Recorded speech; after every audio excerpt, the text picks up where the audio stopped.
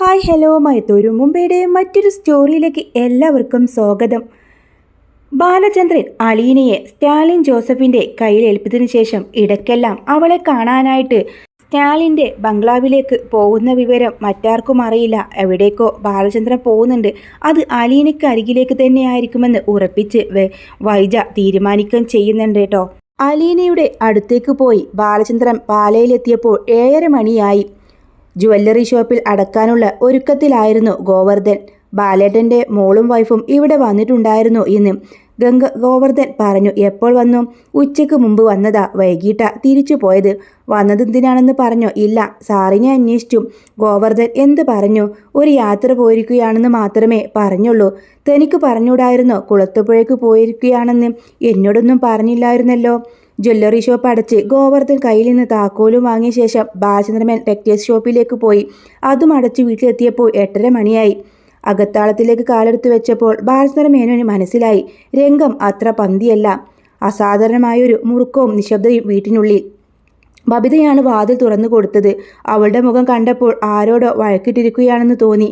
കൃഷ്ണജ ഹാളിലിരുന്ന് നിശബ്ദമായി പഠിക്കുന്നുണ്ടായിരുന്നു. വൈജയന്തി ഊണുമേശമേൽ തലവെച്ച് കമിഴ്ന്ന് കിടപ്പുണ്ട്.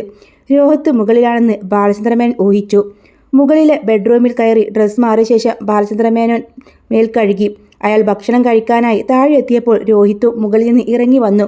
ഊണുമേശയിൽ യാതൊരു അനക്കവുമില്ല. എല്ലാവരും എത്തിയതോടെ വൈജയന്തി തല ഉയർത്തി. ആരെയും നോക്കാതെ എഴുന്നേറ്റ് പോയി ഭക്ഷണം എടുത്തു കൊണ്ടുവന്നു. മേശപ്പുറത്ത് അതെല്ലാം നിരത്തി. എല്ലാവരും അവരവർക്ക് വേണ്ട ഭക്ഷണം വിളമ്പിയെടുത്തു. അമ്മ കഴിക്കുന്നില്ലേ? വൈജയന്തി വെറുതെ നിൽക്കുന്നത് കണ്ട് കൃഷ്ണത് ചോദിച്ചു. ഇല്ല. എന്തുകൊണ്ടാണെന്ന് ആരും ചോദിച്ചില്ല. വൈജയന്തിക്ക് തന്നെ ചോദിക്കാനും പറയാനുമുണ്ടെന്ന് ബാലചന്ദ്രമേൻ മനസ്സിലായി. ഭക്ഷണം കഴിച്ച് തീരാറായപ്പോൾ വൈജയന്തി വിഷയമെടുത്തിട്ടു. ബാലചന്ദ്രൻ ഇന്ന് പകല് കടയിലുണ്ടായിരുന്നില്ലേ? ഇല്ലായിരുന്നെന്ന് തോന്നുന്നു, അയാൾ തമാശ മട്ടിൽ പറഞ്ഞു. അതെന്താ? ബാലചന്ദ്രനെ അറിയില്ലേ അവിടെ ഉണ്ടായിരുന്നില്ല എന്ന്? എല്ലാം അറിഞ്ഞുകൊണ്ട് പിന്നെ എന്തിനാ ഇങ്ങനെയൊരു ചോദ്യം?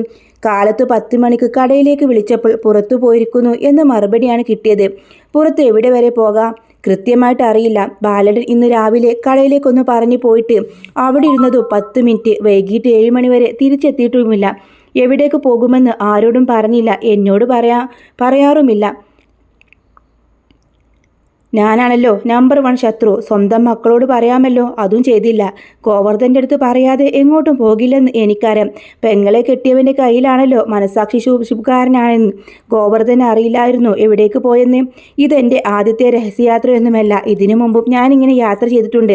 നീലഗിരി, ഊട്ടി, കോയമ്പത്തൂർ, പാലക്കാട്, അങ്ങനെ പല സ്ഥലങ്ങളിലും ആരോടും പറയാതെ. അതിനുശേഷം എനിക്ക് രഹസ്യയാത്രയിൽ താല്പര്യം കൂടിക്കൂടി വന്നത്. ബാലചന്ദ്രമേൻ പരിഹാസധ്വനിയോടെ ചിരിയോടെ പറഞ്ഞു. വിധവയുടെ ജീവിതമാണെങ്കിലും ഭാര്യയുടെ സ്ഥാനത്ത് തന്നെയാണ് ഞാനിപ്പോഴും. എനിക്കറിയണം ഇന്നത്തെ മിന്നൽ പര്യടനം എങ്ങോട്ടായിരുന്നെന്ന്. നീ ചോദിച്ചില്ലല്ലോ. ചോദ്യങ്ങളില്ലാതെ ഉത്തരമെത്തുന്ന പരിപാടി ഞാനങ്ങ് നിർത്തി. മുമ്പ് അങ്ങനെയൊരു സൂക്കേടുണ്ടായിരുന്നു എനിക്ക്. ഇപ്പോൾ നീ ചോദിച്ചതുകൊണ്ട് പറയാം. കുളത്തുപുഴ വരെ പോയതായിരുന്നു ഞാനിന്ന്. ബബിതയും രോഹിത്തും തമ്മിലൊരു നോട്ടം കൈമാറി. കുളത്തുപുഴയിലോ? ജൗളിക്കടയോ ബ്രാഞ്ച് തുറക്കുന്നുണ്ടോ? അതോ ജുവല്ലറിയോ? വൈജയന്തി കളിയാക്കലോട് ചോദിച്ചു. അവിടെ നല്ല കാറ്റും കിട്ടും. അവിടത്തെ പോലെയല്ല, ഭയങ്കര സുഖമാ കാറ്റുകൊണ്ട് നിൽക്കാൻ. കൃഷ്ണജ അത് കേട്ട് ചിരിച്ചു. എന്താടി ഇത്ര എളിക്കാൻ?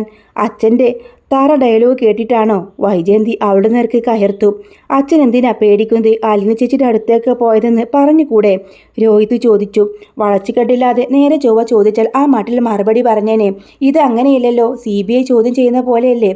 എന്തിനാ അലീനെ കാണാൻ പോയത്? പൈസ കൊടുക്കാനാണോ? അതോ അവൾ സുഖമില്ലാതെ കിടക്കുന്നോ? വൈജയന്തി വരുത്തിക്കൂട്ടിയ ശാന്തതയോടെ ചോദിച്ചു.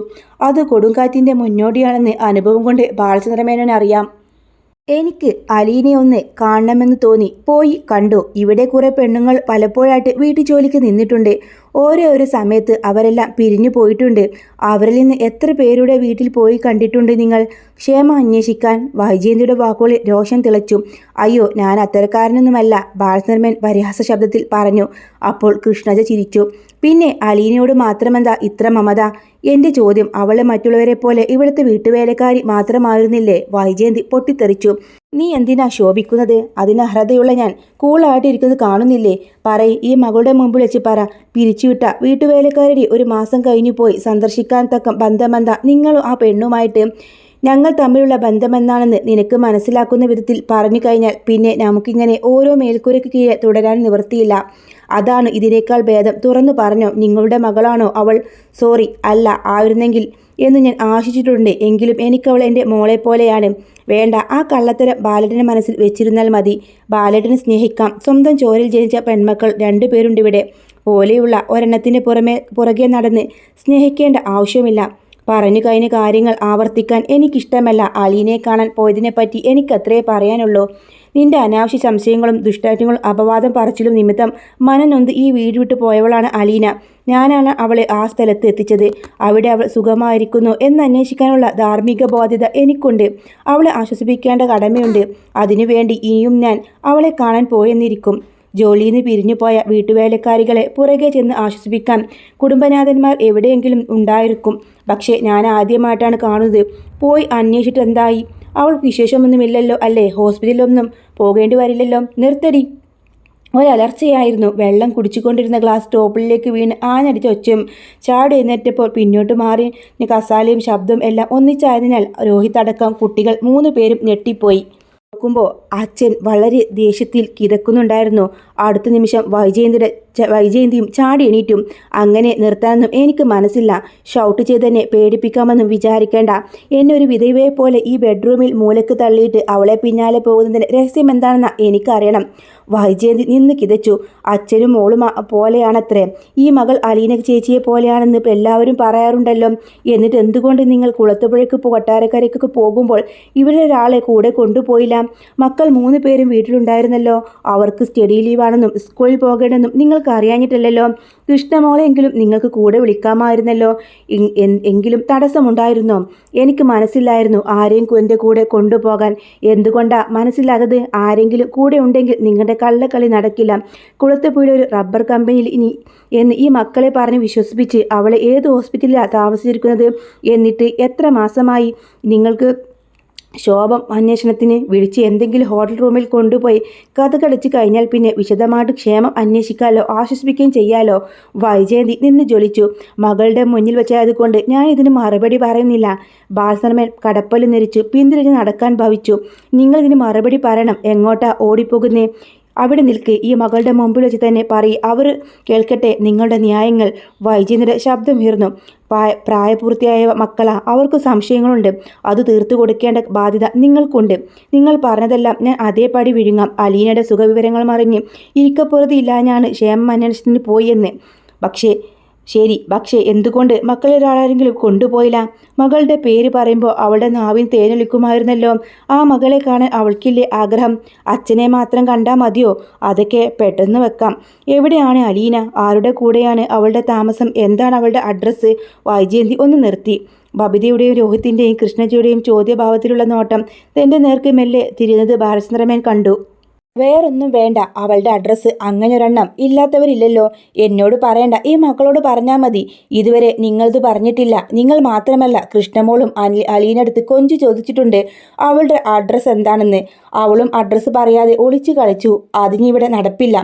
നിങ്ങൾ മാന്യനാണെങ്കിൽ, അന്തസ്സുള്ളവനാണെങ്കിൽ അലീന ജോലി ചെയ്യുന്ന വീടിൻ്റെയോ ഓഫീസിൻ്റെയോ കമ്പനിയുടെ പേരും അഡ്രസ്സും പറ. വൈജയന്തി വെല്ലുവിളിച്ചു. ബാലസർമൻ നേരെ വാഷ് ബേസിൻ്റെ മുമ്പിൽ ചെന്ന് കൈയും വായും കഴുകി ടവലെടുത്ത് തുടച്ചു. ഒരു മറുപടി പ്രതീക്ഷിച്ച് വൈജയന്തിയും കുട്ടികളും നിശബ്ദരായി ഇരിക്കുകയാണെന്ന് അയാൾക്ക് മനസ്സിലായി. ബാലസർമേനൻ ഒരു വാക്കും മിണ്ടാതെ കോണിപ്പടി ചുവടിലേക്ക് നടന്നു. കോണിപ്പടി കയറുമ്പോൾ അയാൾ കേട്ടു വൈജയന്തി വീറോടെ മകളോട് പറയുകയാണ്. ഇപ്പോൾ നിങ്ങൾക്ക് മനസ്സിലായോ അച്ഛൻ്റെ തനിനിറം? അവളുടെ അഡ്രസ്സ് പറഞ്ഞാൽ ആകാശ് ഇടിഞ്ഞു വീഴുമോ? അപ്പോൾ അതല്ല സംഗതി. ഒളിച്ചു കളി നടക്കണം. ആരും അറിയാതെ എല്ലാവരെയും വിഡ്ഢികളാക്കിക്കൊണ്ട്. രോഹിത് ഭക്ഷണം കഴിക്കുന്നത് പൂർത്തിയാക്കാതെ എഴുന്നേറ്റ് കഴുകി കോണിപ്പടി കയറി അവൻ്റെ മുറിയിലേക്ക് പോയി. രാത്രി 11 മണി കഴിഞ്ഞപ്പോൾ അവന് വാതിൽ തുറന്ന് അവിടേക്ക് ഇറങ്ങി നടന്നു. മുറികളിലെ ലൈറ്റുകൾ അണഞ്ഞിരിക്കുന്നു. അമ്മയും ബബിതയുമെല്ലാം ഉറങ്ങാൻ കിടന്നു കഴിഞ്ഞുവെന്ന് അവന് മനസ്സിലായി. അച്ഛൻ്റെ മുറിക്കുള്ളിൽ മാത്രം ലൈറ്റുണ്ട്. അച്ഛൻ ഉറങ്ങാൻ കിടക്കുമ്പോൾ 11:30 ആകുമെന്ന് അവനെ അറിയാം. 2 ഷോപ്പുകളിലെ അക്കൗണ്ടുകൾ പരിശോധിച്ച ശേഷം കിടക്കാറുള്ളൂ. അച്ഛൻ കടയിൽ ഇല്ലാത്ത ദിവസങ്ങളിൽ പ്രത്യേകിച്ചും. രോഹിത് ആ മുറിയുടെ നേർക്ക് അല്പം നേരം നോക്കി നിന്നു. പിന്നെ എന്തോ തീരുമാനിച്ച മട്ടിൽ ചെന്ന് വാതിൽ തട്ടി. ബാലസർമൻ വന്നു വാതിൽ തുറന്നു. രോഹിത്തിനെ മുന്നിൽ നിൽക്കുന്നത് കണ്ടതും അയാൾ അത്ഭുതത്തോടെ ചോദിച്ചു, എന്ത് പറ്റി? ഉറങ്ങിയില്ലേ നീ? ഉറങ്ങാൻ കിടന്നില്ല. അച്ഛൻ ബിസിയാണോ? കണക്കൊക്കെ നോക്കുകയാ. എനിക്ക് അച്ഛനോട് ഇത്തിരി സംസാരിക്കാനുണ്ടായിരുന്നു. ബാലചന്ദ്രൻ അപകടം മണത്തും. എന്ത് സംസാരിക്കാൻ?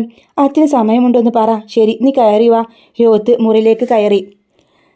ബാലചന്ദ്രൻ വാതിലടച്ചു കുറ്റിയിട്ടു. തിരികെ ചെന്ന് തൻ്റെ കസേരയിൽ ഇരുന്നു. രോഹിത്ത് അച്ഛൻ്റെ മുന്നിൽ മേശയ്ക്കു മുമ്പിലായിട്ട് നിന്നു. അവൻ്റെ മുഖത്ത് അസ്വസ്ഥയും മുറുക്കവും കണ്ടപ്പോൾ തന്നെ ബാലചന്ദ്രൻ മനസ്സിലായി, മുമ്പൊരിക്കൽ മനുശങ്കർ മുന്നറിയിപ്പ് തന്ന വിഷയം തന്നെയാണ് എന്ന് മനസ്സിലായിട്ടോ. നിവർത്തി വെച്ചിരുന്ന കണക്ക് ബുക്കിന് മീതെ ഒന്ന് അയാൾ കാൽക്കുലേറ്റർ എടുത്തു മാറ്റി. ബുക്കിൻ്റെ നടുവിലിരുന്ന പേനയെടുത്ത് ക്യാപ്പ് അടിച്ചു മേശവലിപ്പിലിട്ടു. കണക്ക് ബുക്ക് മടക്കി മേശപ്പുറത്ത് ഫയലുകൾക്ക് മീതെ വെച്ചു. എന്നിട്ട് എഴുന്നേറ്റ് കിടക്കയിൽ കട്ടിലും അടുത്ത് വന്നിരുന്നു. എന്താ നിനക്ക് സംസാരിക്കാനുള്ളത്? അച്ഛൻ അമ്മയെ ചോദ്യം ചെയ്തു. ഞങ്ങളുടെ മുമ്പിൽ വെച്ചായിരുന്നല്ലോ. അച്ഛനും അളിയൻ ചേച്ചിയും എപ്പോഴും ജയിച്ചു നിൽക്കണമെന്ന് തന്നെ ഞങ്ങളുടെ ആഗ്രഹം. പക്ഷേ ഇന്ന് അമ്മയുടെ ചോദ്യങ്ങൾക്ക് മുമ്പിൽ അച്ഛൻ തോറ്റുപോയി. അച്ഛൻ്റെ മറുപടി പറയാതെ ഒഴിഞ്ഞു മാറി. അച്ഛൻ കേൾക്കുന്നുണ്ടോ? നീ പറഞ്ഞോ. അച്ഛൻ എന്തുകൊണ്ടാ ഞങ്ങൾ ആരെയും അളിയൻ ചേച്ചി അടുത്ത് കൊണ്ടുപോകാത്തത്? എന്തുകൊണ്ടാ അളിയൻ ചേച്ചിയുടെ അഡ്രസ്സ് ഞങ്ങൾക്ക് തരാത്തത്? അച്ഛനോട് ഞങ്ങൾ പലവട്ടം ചോദിച്ചു. അപ്പോഴേക്ക് അച്ഛൻ എന്തൊക്കെയോ ഒഴിവുകൾ പറഞ്ഞു. അത് ഞാൻ കണക്കാക്കുന്നില്ല. പക്ഷേ അളിയൻ ചേച്ചിയും എത്ര ചോദിച്ചിട്ടും അഡ്രസ്സ് പറയുന്നില്ല. കഴിഞ്ഞ തവണ ഞാൻ ചോദിച്ചപ്പോൾ അതിനൊന്നും സമയമായില്ലെന്ന് പറഞ്ഞ് ഒഴിഞ്ഞു മാറി. എന്താ അതിന് കാരണം? എന്നോട് പറയാമോ? അളിയൻ ചേച്ചി എവിടെയുണ്ടെന്ന് ഞാൻ ആരുടെ അടുത്തും പറയുന്നില്ല. ഇനി ഒളിച്ചു വെക്കുന്നതിന് മകനിൽ സംശയം വളർത്തുമെന്ന് ബാലചന്ദ്രന് മനസ്സിലായി. ഇനിയെങ്കിലും രോഹിത്തിനോട് സത്യങ്ങൾ പറയണം. അല്ലെങ്കിൽ അവനെയും എന്നെയും അളിനെയും തെറ്റിദ്ധരിക്കും. ഇനി അവൻ വലിയ അപകടങ്ങളിൽ ചെന്ന് ചാടുമെന്ന് ബാലചന്ദ്രൻ ഉറപ്പായി. ഇവിടെ വന്നിരിക്ക്. അയാൾ കടലിലേക്ക് വിരൽ ചൂണ്ടി. രോഹിത്ത് വന്ന് കടലിലിരുന്നു. ശരി, നിനക്ക് എന്താ അറിയേണ്ടത്? ചോദിച്ചോ. അച്ഛനും അമ്മയും കൂടി ജീവിതം കൺമുമ്പിൽ കാണുന്നവരാ ഞങ്ങൾ. അലീന ചേച്ചി ഇവിടെ വരുന്നതിന് മുമ്പ് ഇപ്പോഴും അച്ഛനും അമ്മയും കൂടി ഇണക്കത്തിലാണ് ജീവിച്ചു പോകുന്നതെന്ന് എൻ്റെ ഒരു വിശ്വാസം. പക്ഷേ അലീന ചേച്ചി ഈ വീട്ടിൽ വന്നതിന് ശേഷം അതിൽ ചില താളപ്പിഴവുകളൊക്കെ ഉണ്ടായി. അത് അമ്മയുടെ തെറ്റിദ്ധാരണ കൊണ്ടായിരുന്നു. ഇപ്പോൾ അലീന ചേച്ചി പോയി, വീട് വിട്ടുപോയി. അമ്മ തിരിച്ചു വന്നു. പക്ഷേ അച്ഛനും അമ്മയും തമ്മിലുള്ള ബന്ധം പഴയ നിലയിലായിട്ടില്ല. അച്ഛൻ ഈ ബെഡ്റൂമിൽ, അമ്മ താഴെ ഒരു മുറിയിൽ. അച്ഛൻ ഇങ്ങനെ വേറിട്ട് നിൽക്കുന്നതിന് അമ്മയ്ക്ക് ഭയങ്കര അമർഷവും ദുഃഖമുണ്ടെന്ന് എനിക്ക് തോന്നിയത്. ശാന്തയോടെയും ബഹുമാനത്തോടുമാണ് സംസാരിച്ചത്. ജയന്തിക്ക് അമർഷമുണ്ടാവാം. ബാലചന്ദ്രൻ സമ്മതിച്ചു. എനിക്ക് 2 കാര്യങ്ങൾ അറിഞ്ഞാൽ മതി. എന്തുകൊണ്ടാണ് അച്ഛൻ താഴെ വരാത്തത്? അലീന ചേച്ചിയുടെ അഡ്രസ്സ് ആര് ചോദിച്ചാലും കൊടുക്കാത്തത് എന്ത് കാരണം കൊണ്ടാ? ഞങ്ങൾ തമ്മിൽ പഴയ പോലൊരു ജീവിതം ഇനി സാധ്യമല്ലാത്തത് കൊണ്ടാണ് ഞാൻ താഴേക്ക് വരാത്തത്. ഒരിക്കലും സാധ്യമല്ല. ചോദിക്കുന്നതിൻ്റെ തെറ്റാണെങ്കിലും അച്ഛൻ ക്ഷമിക്കണം. അലീന ചേച്ചിയുമായി അതിന് എന്തെങ്കിലും ബന്ധമുണ്ടോ? തീർച്ചയായും ഉണ്ട്. ബാലചന്ദ്രൻ സമ്മതിച്ചു. അതെന്താണ്? അലീന ചേച്ചിയും അച്ഛനും അമ്മയും കൂടെ തെറ്റിപ്പിരിയാൻ മാത്രം എന്ത് ബന്ധമാണ് അത് സംബന്ധിച്ചുള്ളത്? എന്നോട് പറയാൻ പറ്റുമോ അച്ഛന്? പറയാം. ബാലചന്ദ്രൻ കൈത്തലങ്ങൾ കൂട്ടിത്തിരുമ്മി. നിന്നെ വിശ്വസിച്ചാണ് ഞാൻ പറയാൻ പോകുന്നത്. നീയെങ്കിലും അറിഞ്ഞിരിക്കണം എന്നതുകൊണ്ട്. പക്ഷേ നിന്റെ മനസ്സിൽ നിന്ന് അതൊരു പുറത്തു പോകരുത്. ആ ഉറപ്പ് നീ എനിക്ക് തരണം. അച്ഛൻ മുഖത്തേക്ക് ഉറ്റുനോക്കവേ രോഹിത്തിന് നേരിയ ഉൾഭയം തോന്നി. സംസാരിച്ചു തുടങ്ങിയപ്പോൾ ബാലചന്ദ്രൻ മനസ്സിലായി, താൻ വിചാരിച്ച പോലെയല്ല, അത്ര എളുപ്പമല്ല കാര്യങ്ങൾ. രോഹിത്തിനോട് അത് തുറന്നു പറയുകയും ചെയ്തു. എനിക്കിത് പറയാം, നീ കരുതുന്നതിനേക്കാൾ ബുദ്ധിമുട്ടുണ്ട്. ഞാൻ എൻ്റെ മകനോടാണ് സംസാരിക്കേണ്ടത്. അതിന് ചില പരിമിതികളുണ്ടല്ലോ. അച്ഛൻ അത്ര വിഷയമാണെങ്കിൽ പറയണ്ട. രോഹിത്ത് പറയുന്നതുപോലെ തന്നെ വിഷമകരമായി പറയാതിരിക്കുന്നതും. ഞാനൊരു ഹാർട്ട് പേഷ്യൻ്റാണെന്ന് നിനക്കറിയാലോ. OP ടിക്കറ്റ് എടുത്ത് ഡോക്ടറെ കാണാൻ കാത്തിരിക്കുന്ന രോഗിയെ പോലെയാണ് ഞാൻ. ഏത് നിമിഷവും വിളിക്കപ്പെട്ടേക്കാം. ഗ്യാരണ്ടി തീർന്ന് പെട്ടെന്ന് എൻ്റെ മരണം സംഭവിച്ചാൽ ഇക്കാര്യം ആരും അറിയാതെ പോകരുതല്ലോ. അച്ഛൻ എന്തിനാ വേണ്ടാത്ത കാര്യങ്ങൾ പറയുന്നത്? രോഹിത്തിന് അസ്വസ്ഥനായി. നിന്നോട് എങ്ങനെ പറഞ്ഞു തുടങ്ങണമെന്ന് എനിക്കറിയില്ല. അലീനെക്കുറിച്ച് ജയന്തിയെക്കുറിച്ചുമാണ് എനിക്ക് പറയാനുള്ളത്. അച്ഛൻ ധൈര്യമായിട്ട് പറഞ്ഞു. ഞാൻ അച്ഛന് തന്ന വാക്ക് പാലിക്കും. ബാലചന്ദ്രൻ കൈപ്പടങ്ങൾ വിടർത്തി അതിലേക്ക് നോക്കിയിരുന്നു. എന്നിട്ട് മുഖമേർത്തി രോഹിത്തിനെ നോക്കി.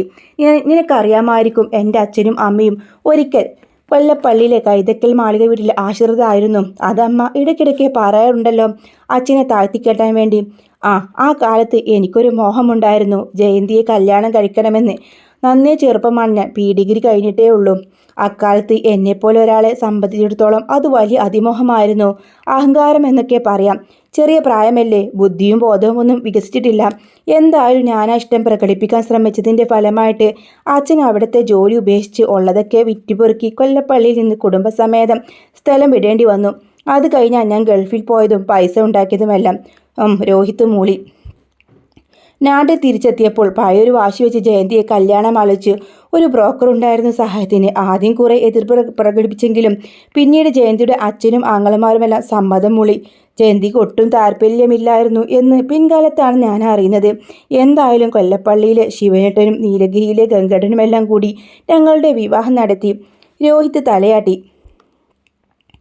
നീ വിചാരിക്കുന്നുണ്ടാവും അച്ഛനീ പറഞ്ഞതും അലീനയും തമ്മിൽ എന്താണ് ബന്ധമെന്ന്. അതിലേക്കാണ് ഞാൻ വരുന്നത്.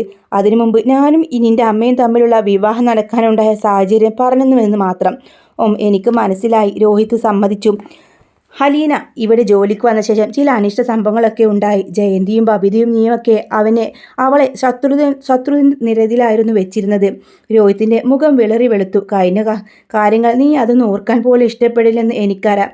നിന്നെ കുറ്റപ്പെടുത്താൻ വേണ്ടി പറയുന്നില്ല. നീയും അരിയും കൂടെ ചേർന്ന് അവളെ റേപ്പ് ചെയ്യാൻ ശ്രമിച്ചു. കത്രിക എടുത്ത് വയറ്റത്ത് കുത്തിയിറക്കിയ അവൾ രക്ഷപ്പെട്ടത്. അച്ഛ, അന്നത്തെ അറിയില്ലായ്മയും അഹങ്കാരം കൊണ്ടും അങ്ങനെയെല്ലാം സംഭവിച്ചു പോയി. ഇനി അതൊക്കെ എന്തിനാ പിന്നെയും? രോഹിത് വേദനയോട് ചോദിച്ചു. പഴയ കാര്യം പറഞ്ഞ് നിന്നെ കുത്തി നോവിക്കാൻ വേണ്ടിയല്ല. ഞാൻ ഇനിയും പറയാൻ പോകുന്ന സംഗതിക്ക് ഓർമ്മപ്പെടുത്താൻ അത്യാവശ്യമായതുകൊണ്ടാണ്. ബാഴ്സർമൻ അവരെ സാന്ത്വനിപ്പിക്കും വിധം ശാന്തസ്വരത്തിൽ പറഞ്ഞു. അന്ന് ഹോസ്പിറ്റലിൽ നിന്ന് തിരിച്ചെത്തിയ ശേഷം നീയും വൈജയന്തിയുമെല്ലാം ഒരു തരം പ്രതികാര മനോഭാവത്തോടെയാണ് അലീനയോട് പെരുമാറിയത്. അതിൽ മനനൊന്ത് അലീന ഈ വീട്ടിൽ നിന്ന് പിരിഞ്ഞു പോകാൻ ആഗ്രഹിച്ചു. അവളുടെ സങ്കടങ്ങൾ വിവരിച്ചുകൊണ്ട് അവൾ എറണാകുളത്തുള്ള രേവതിക്കുട്ടിക്ക് ഒരു കത്തെഴുതി.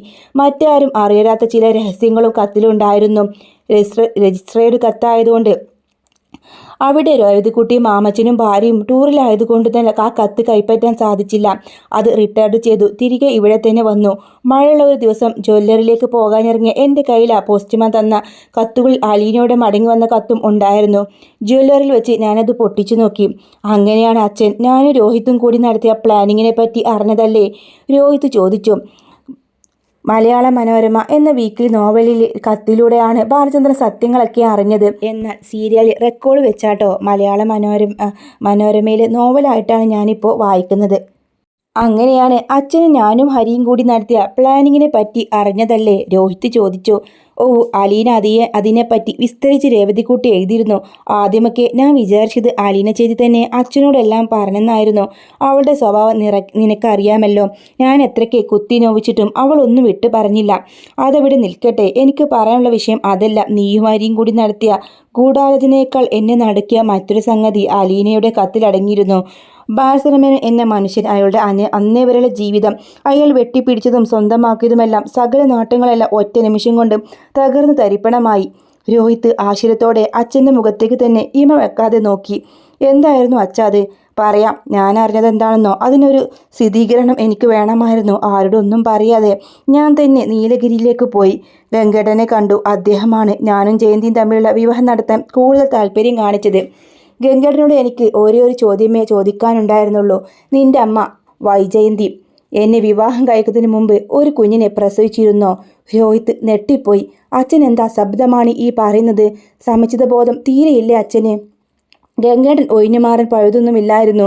ഗംഗേട്ടൻ ആഗ്ര കോൺവെന്റിൽ ജോലി ചെയ്തിരുന്ന കാലത്ത് വൈജയന്തി കുറേ കാലം ഗംഗേട്ടനൊപ്പം താമസിച്ചു പഠിക്കുകയാണ്. അവിടെ ഒരു സ്കൂൾ ടീച്ചറായി ജോലി നോക്കുകയും ചെയ്തിരുന്നു. അക്കാലത്ത് തൻ്റെ കീഴിൽ ജോലി ചെയ്തിരുന്ന ഒരു സൈനിക ഓഫീസറുമായി ജയന്തിക്ക് അടുപ്പത്തിലായി എന്ന് ഡൽഹിയിലെ മിലിറ്ററി ഹെഡ്ക്വാർട്ടേഴ്സിൽ ഗംഗേട്ടൻ ട്രാൻസ്ഫറായി പോയപ്പോൾ വൈജയന്തി അവരോടൊപ്പം കുറേ കാലം ഒന്നിച്ച് താമസിക്കാനിടയായി എന്നും ഗംഗേട്ടൻ എന്നോട് സമ്മതിച്ചു. ഗംഗേട്ടനും കൊല്ലപ്പള്ളിക്കാരും കൂടി വിവരം അറിഞ്ഞ് ജയന്തിയെ കൈയോടെ പിടികൂടി തിരുവനന്തപുരത്ത് ഒരു ബന്ധുവിൻ്റെ വീട്ടിലെത്തിച്ചു. ജയന്തി അന്ന് പൂർണ്ണ ഗർഭിണിയായതിനാൽ നാട്ടുകാരുടെ അപവാദം ഭയന്ന് കൊല്ലപ്പള്ളിയിലേക്ക് കൊണ്ടുവന്നില്ല. പകരം നെയ്യാറ്റിൻകരയിലെ ഒരു ഹോസ്പിറ്റലിൽ വെച്ച് വൈജയന്തിയുടെ പ്രസവം അതീവ രഹസ്യമായി നടത്തി. കുട്ടി മരിച്ചുപോയെന്നും വൈജയന്തിയെ സ്നേഹിച്ചിരുന്ന ആൾ അവളെ ഉപേക്ഷിച്ച് മറ്റൊരു സ്ത്രീയെ വിവാഹം കഴിച്ചുവെന്നും എല്ലാവരും കൂടി ഒത്തൊരുമിച്ച് വൈജയന്തിയെ പറഞ്ഞു വിശ്വസിപ്പിച്ചു. ഇത്രയും കാര്യങ്ങൾ ഗംഗേട്ടൻ എൻ്റെ അടുത്ത് സമ്മതിച്ചു. രോഹിത് സ്തംഭിച്ചിരിക്കുകയാണ്. വാക്കുകൾ പൊട്ടിത്തെറിച്ചു. ചീളുകൾ പോലെ അവൻ്റെ തലച്ചോറിലൂടെ ചീറിപ്പായുന്നുണ്ട്. അവൻ്റെ മനസ്സിലെ വിഗ്രഹങ്ങളും ശിരസും കൈകാലുകളെല്ലാം തകർന്ന് നിലം പതിക്കുന്നു. നിനക്ക് വിശ്വസിക്കാൻ കഴിയില്ലെന്ന് എനിക്കറിയാം. വിശ്വസനീയമായ കള്ളങ്ങൾ ഉള്ളതുപോലെ തന്നെ അവിശ്വസനീയമായ തത്വങ്ങളുണ്ട്. ആത്മഹത്യ ചെയ്യണോ കൊലപാതകം നടത്തണോ എന്നറിയാതെ ഭ്രാന്തമായ ഒരവസ്ഥയിൽ കൂടിയാണ് ആ ദിവസങ്ങളിൽ നിന്റെ അച്ഛൻ സഞ്ചരിച്ചത്. നിനക്ക് സങ്കല്പിക്കാൻ പോലും കഴിയാത്ത ഒരു സത്യം കൂടി ഞാൻ പറയാം.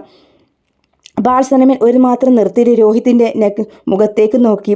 അന്ന് നെയ്യാറ്റിൻകരയിലെ ഒരു പ്രൈവറ്റ് ഹോസ്പിറ്റലിൽ വെച്ച് നിന്റെ അമ്മ പ്രസവിച്ച കുഞ്ഞ് യഥാർത്ഥത്തിൽ മരിച്ചു പോയിരുന്നില്ല.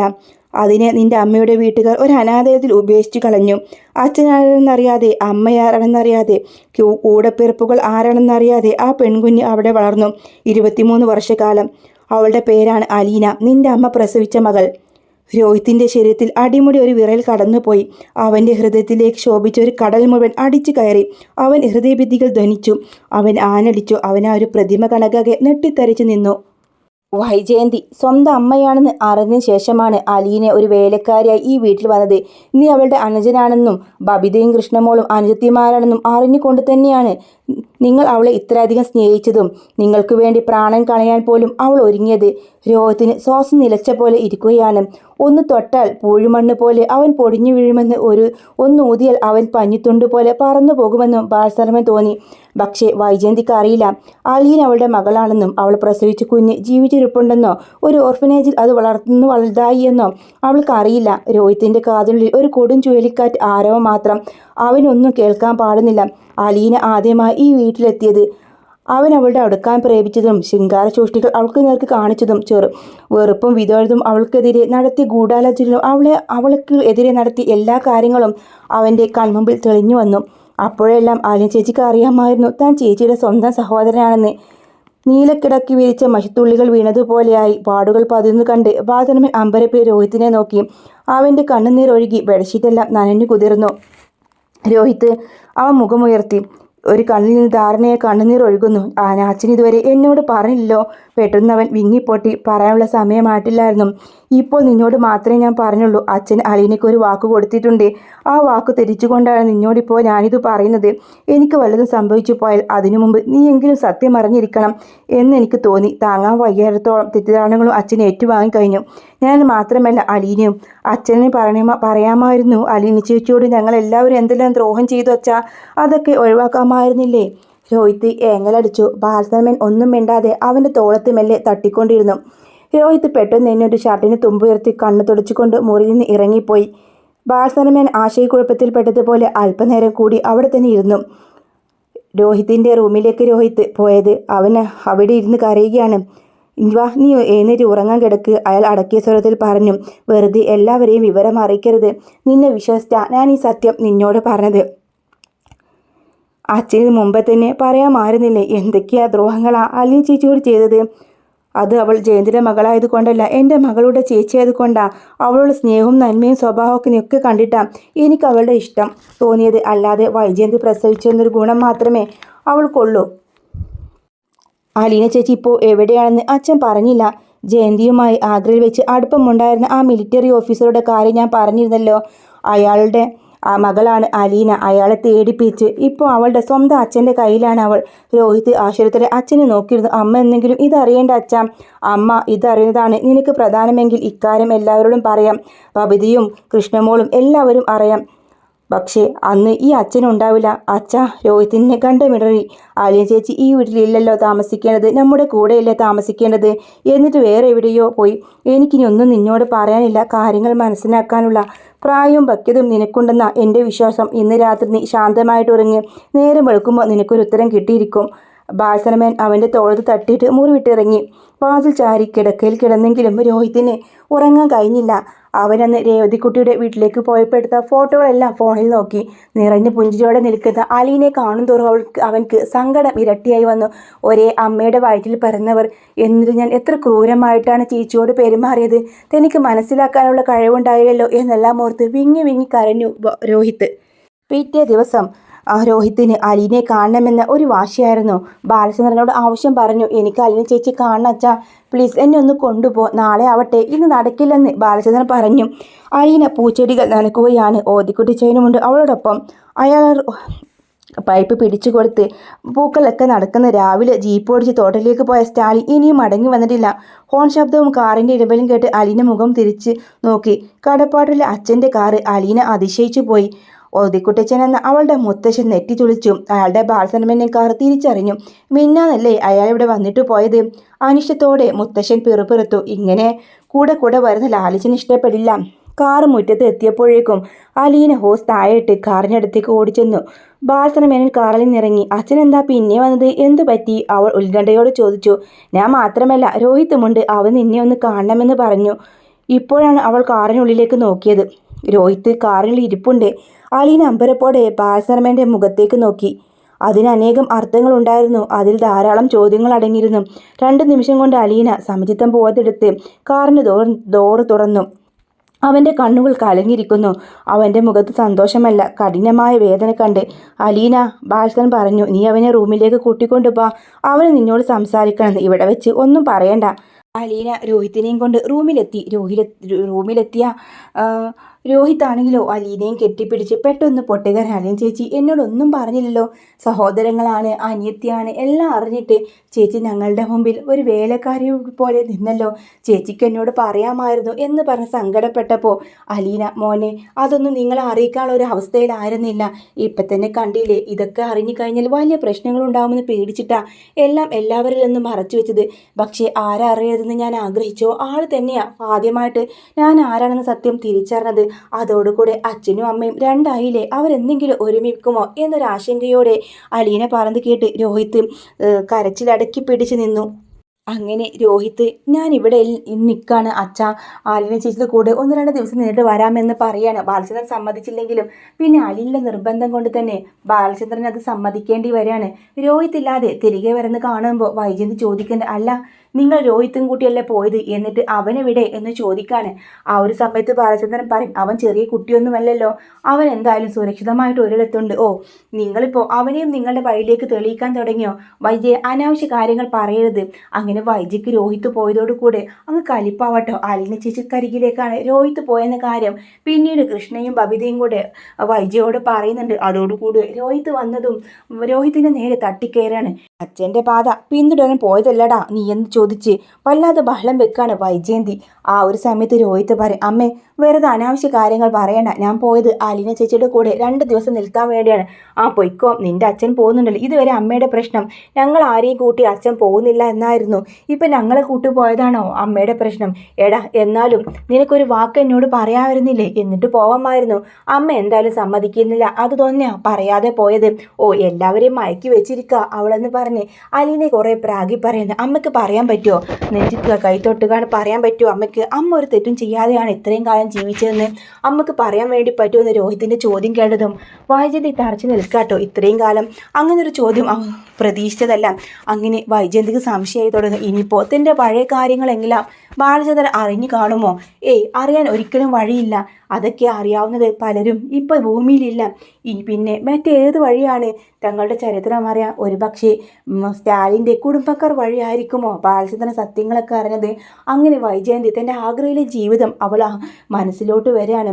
ഗംഗേട്ടൻ്റെയും മാലതി ചേച്ചിയുടെയും കൂടെ താമസിക്കുകയും അവിടുന്ന് പഠിക്കാൻ പോകുമ്പോൾ ഗംഗേട്ടൻ്റെ കൂടെ സീനിയറായിട്ട് വർക്ക് ചെയ്യുന്ന ഓഫീസർ ഇടയ്ക്കിടയ്ക്ക് വീട്ടിൽ വരികയും തന്നോട് ഇഷ്ടം പങ്കുവെക്കുകയും പിന്നെ ഗംഗേട്ടൻ ഡൽഹിയിലേക്ക് ട്രാൻസ്ഫർ ആയി പോയപ്പോൾ അതൊരു സൗകര്യമായി. പിന്നീട് പ്രണയകാലമായിരുന്നു. ഒരുമിച്ച് താമസിക്കുകയും വിവാഹം രജിസ്റ്റർ ചെയ്യാൻ വേണ്ടിയിട്ട് നാട്ടിലേക്ക് വരുന്ന സമയത്താണ് ലാലിച്ചനും തന്നെ ഉപേക്ഷിച്ച് മറ്റൊരു സ്ത്രീയെ വിവാഹം കഴിച്ചതെല്ലാം ഓർത്തതും ചങ്ക് പൊട്ടി വൈജയന്തിക്ക് അടക്കുക. പെട്ടെന്ന് ബബിതയും കൃഷ്ണമോളും റൂമിലേക്ക് വരുമ്പോഴാണ് സകല ബോധം തിരിച്ചു കിട്ടിയ വൈജയന്തി തൻ്റെ പഴയ ഓർമ്മകളിൽ നിന്ന് വരാൻ പോകുന്ന ഒരു അടിപൊളി എപ്പിസോഡ് തന്നെയാണ് കേട്ടോ ഇത്.